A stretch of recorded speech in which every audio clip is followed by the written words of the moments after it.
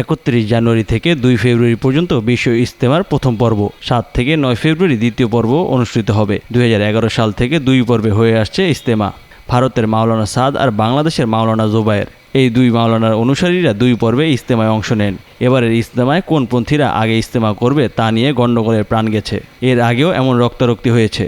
এবার সাতপন্থীরা বলছে বিগত সরকার তাদের অনেক অবহেলা করেছে। তারা অভিযোগ করছে জোবায়েরপন্থীরা হাসিনা সরকারের দোসর। তারা আরও বলছে তাবলিগ চর্চা ও ইসলামের ক্ষতি করেছে জোবায়েরপন্থীরা। তারা বলছে সবসময় প্রথম পর্বে জোবায়েরপন্থীরা ইজতেমা করে, এরা পরিকল্পিতভাবে সব কিছু নষ্ট করে যায়। প্রথম পর্ব থেকে দ্বিতীয় পর্বের মাঝে যে সময়, তাতে ভালো করে প্রস্তুতি নেওয়া যায় না, অভিযোগ সাতপন্থীদের। তবে এসব অভিযোগ অস্বীকার করেছে জোবায়েরপন্থীরা। তারা ব্যাপক শোডাউন করে নিজেদের অবস্থান ধরে রেখেছে। মাওলানা সাদকে বাংলাদেশ সরকার ভিসা দিচ্ছে না গত কয়েক বছর।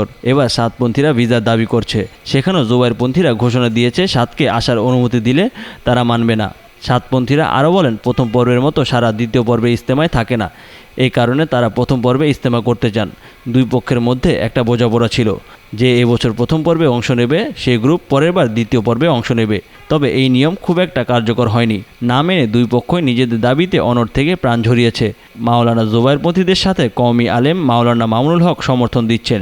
যদিও সাতপন্থীরা অভিযোগ করে থাকে জোবায়েরপন্থীরা সাবেক স্বরাষ্ট্রমন্ত্রী কামালের সমর্থন পুষ্ট। তবে প্রতি বছর দুই পক্ষ আলাদা থাকে, তারা কোনো আলোচনা করে না।